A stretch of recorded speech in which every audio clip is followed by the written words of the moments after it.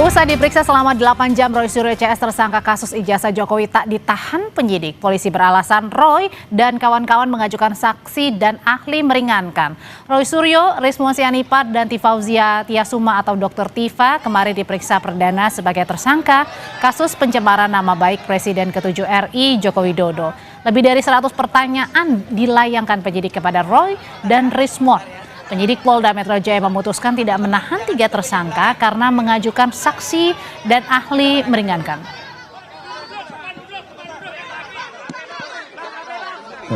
Para tersangka sudah memberikan keterangannya.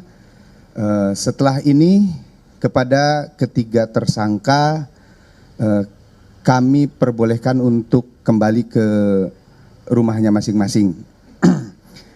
Kenapa demikian? Karena ketiga tersangka mengajukan ahli dan saksi yang meringankan.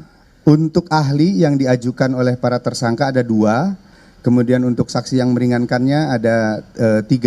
Dan kami akan segera melakukan permintaan keterangan terhadap para saksi dan ahli yang dimohonkan oleh para tersangka tersebut. Roy Suryo, Rismon Sianipar, dan Dr. Tifa sudah menjalani pemeriksaan perdana sebagai tersangka kasus tudingan ijazah palsu Jokowi. Apa saja pertanyaan dari penyidik dan siapa ahli serta saksi meringankan yang diajukan Roy Suryo CS? Sudah hadir bersama saya Roy Suryo, tersangka pencemaran nama baik di kasus ijazah Jokowi. Selamat malam Mas Roy. Malam.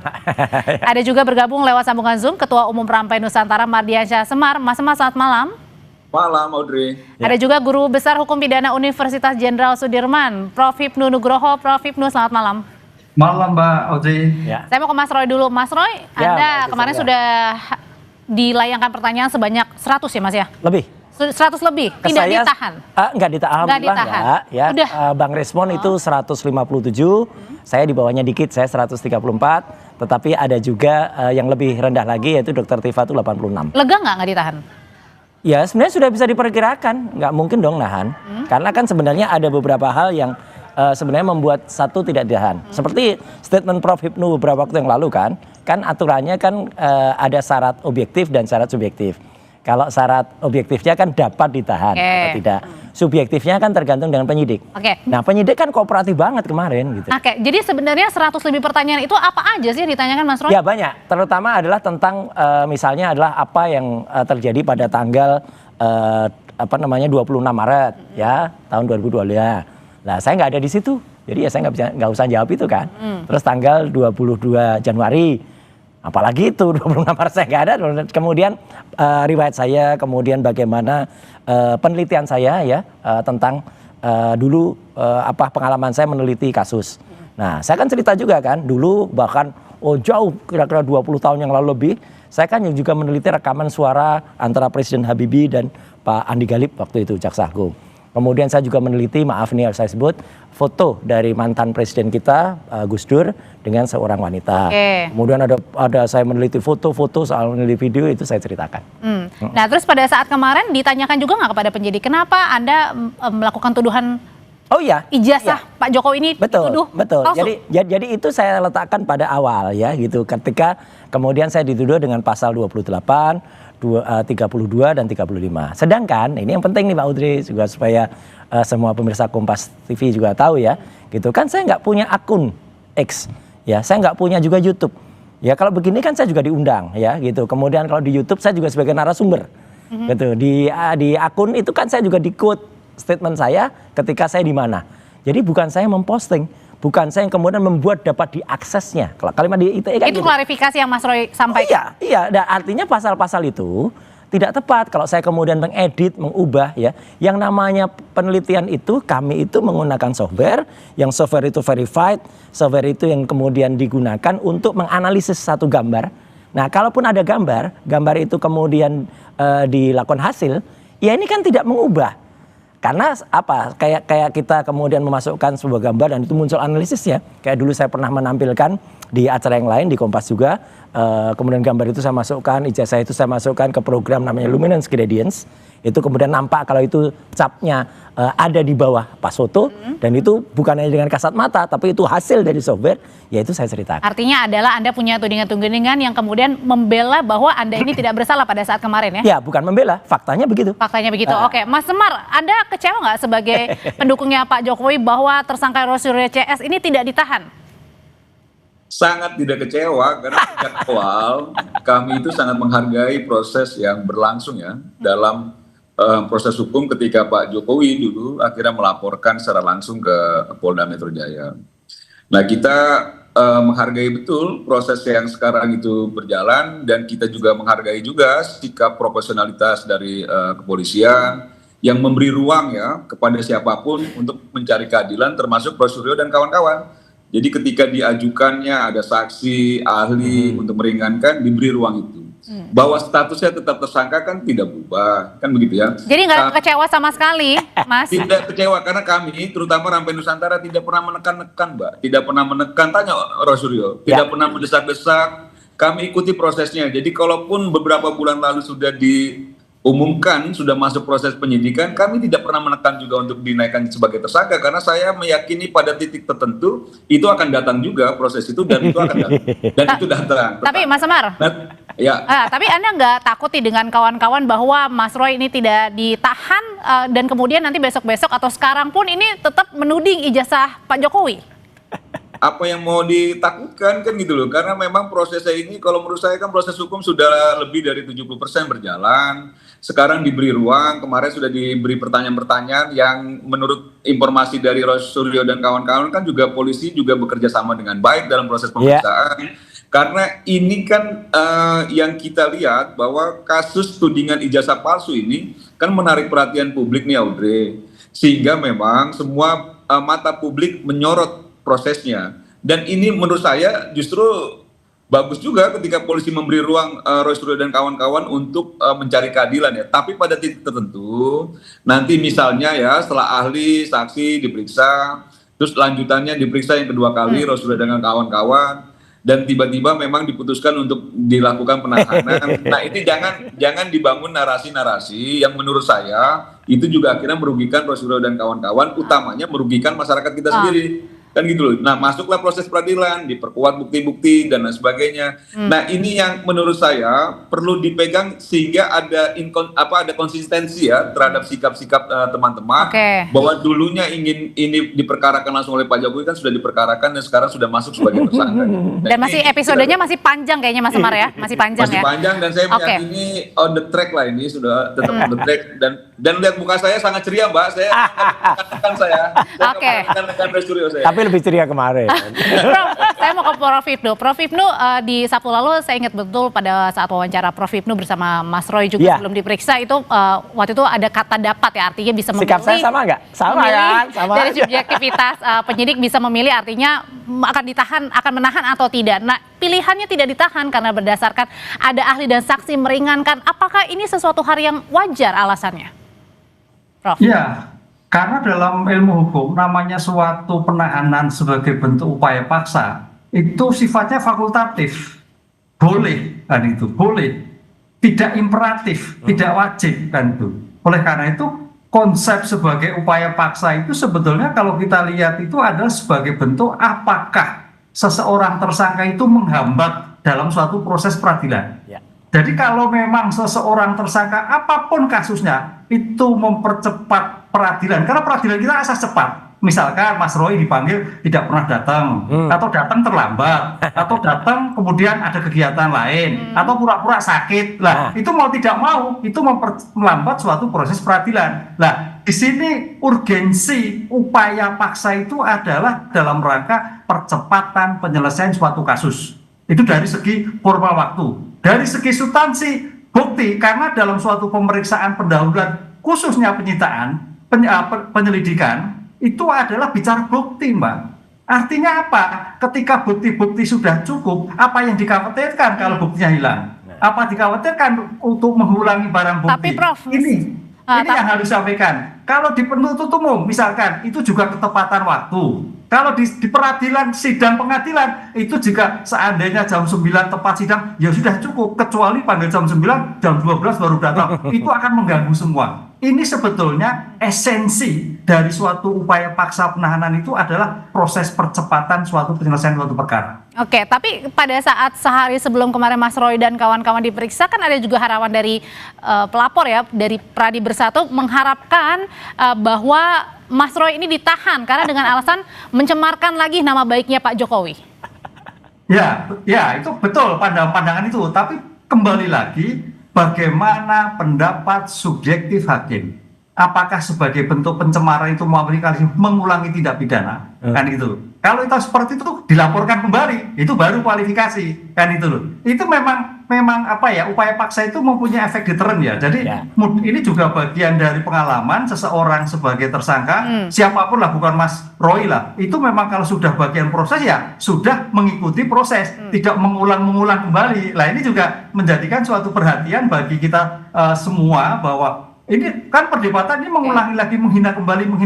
Konteksnya ini menghina sebagai kesengajaan atau sebagai bagian dari ungkapan. Lah itu juga bagian dari suatu penyelesaian terus. Kalau itu sebagai ungkapan sengaja, lah itu masuk mengulangi kembali. Oke, Mas Roy, kalau gitu pertanyaan selanjutnya adalah ketika Anda tidak ditahan, pertanyaannya apakah Anda masih menuding bahwa penetapan Anda sebagai tersangka masih kriminalisasi? Usai jeda ya, tetap. Oke.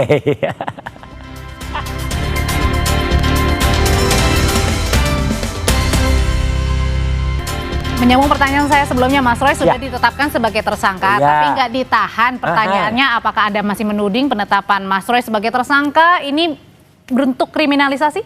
Ya, kalau dilihat sebenarnya kan apa yang kami lakukan itu kan metode research ilmiah. Maka kemarin kan juga kita diskusi soal ilmiah itu. Ya, bahkan tidak hanya itu, ketika kemudian Pak di Reskrim ya, Pak Dr. Iman Imanuddin, ya, SH, SIK, MA itu datang ke ruangan, bagus itu.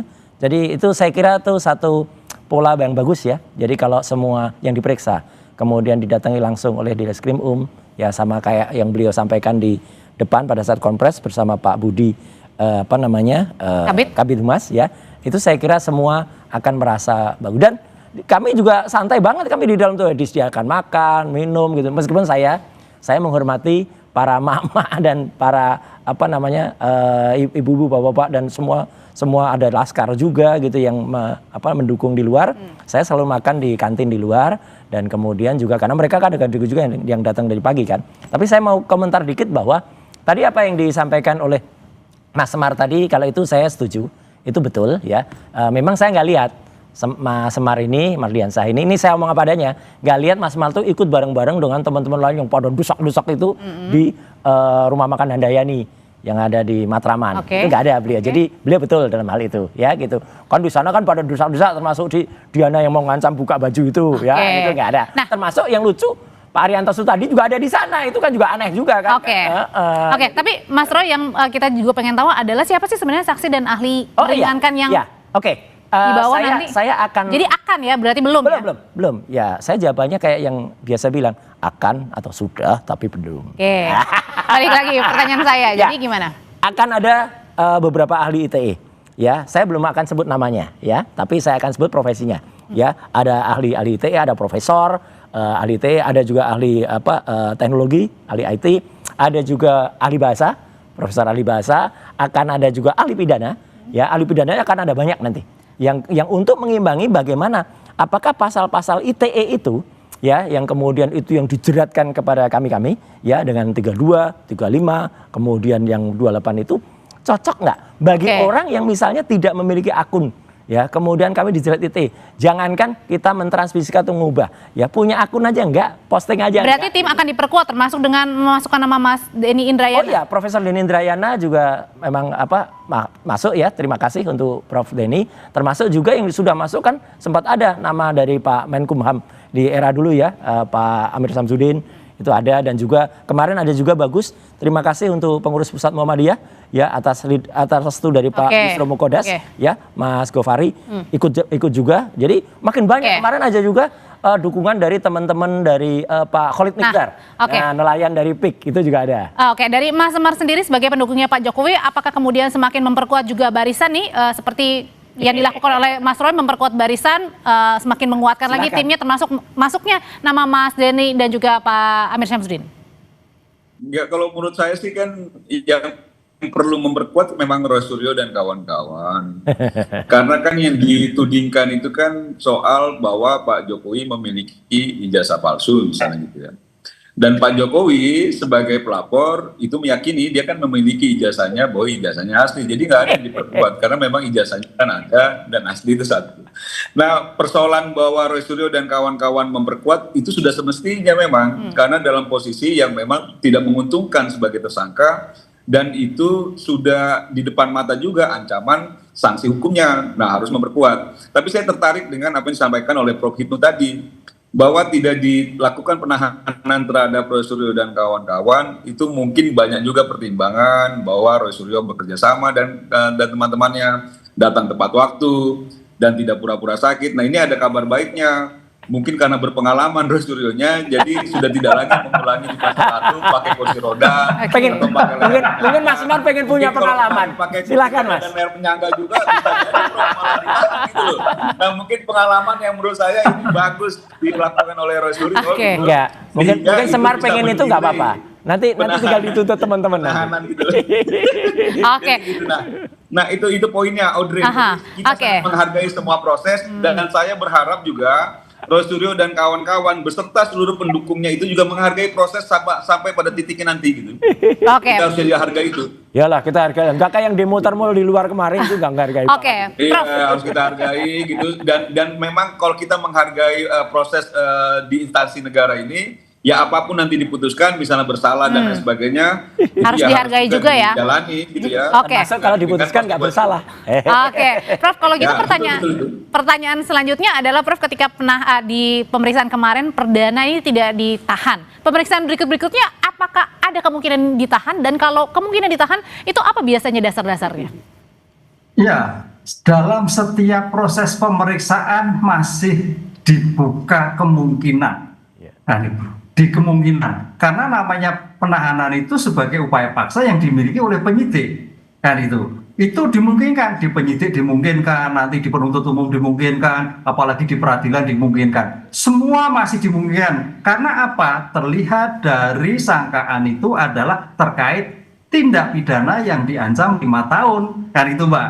Itu yang harus jadikan kunci, Jadi semua level masih dimungkinkan. Oleh karena itu dalam seperti ini tadi Mas Mardiansyah Semar itu ini memang harus Mas Roy Suryo betul-betul meletakkan sebagai suatu tersangka yang proaktif, yang mempercepat proses peradilan, yang memungkinkan tidak mengulangi, yang memungkinkan juga tidak merusak barang bukti. Itu kan kekhawatiran penyidik. Jadi sebetulnya kalau penyidik itu sudah tidak khawatir, ya sudah tidak perlu. Kan gitu Mbak. Ini yang menjadikan suatu tapi itu masih dimungkinkan karena syarat formal itu dapat. Tapi kalau untuk melawan, singkat Prof, apakah perlu juga dilakukan pra peradilan buat tersangka? Nah, itu tergantung Mas Roy. Apakah mengajukan pelaporan suatu pra peradilan terhadap penetapan tersangka. Tapi kalau melihat sebagai bentuk kesaksian yang sudah 100, nah ini kan 100 sekian, padahal pra peradilan itu cukup 2 alat bukti, tapi tampaknya kok agak sia-sia menurut saya. Cuman yang penting sekarang menurut saya dalam level penyidikan itu maksimal proses, diteruskan atau tidak bagian dari suatu proses hukum. Oleh karena itu saya kira lebih baik tadi memperkuat suatu pembuktian yang dimungkinkan nanti ketika suatu perkara itu masuk pra penuntutan oleh kejaksaan, loh kok perkaranya begini, kan itulah itu nanti akan suatu pertimbangan apakah diteruskan ataukah tidak, itu nanti setelah dalam istilah hukumnya pra penuntutan. Karena dalam suatu penyelesaian suatu perkara itu nanti kejaksaan yang pengendalian ini layak diteruskan atau tidak teruskan. Itu berdasarkan hasil penyidikan yang dilakukan hari ini, termasuk bukti-bukti baik polisi maupun terdakwa, tersangka. Sudah kita tangkap semuanya pesannya. Terima kasih Prof. Hipnu, Mas Roy, terima kasih, Mas Semar, terima kasih, selamat malam semuanya. Kemarin ya termul.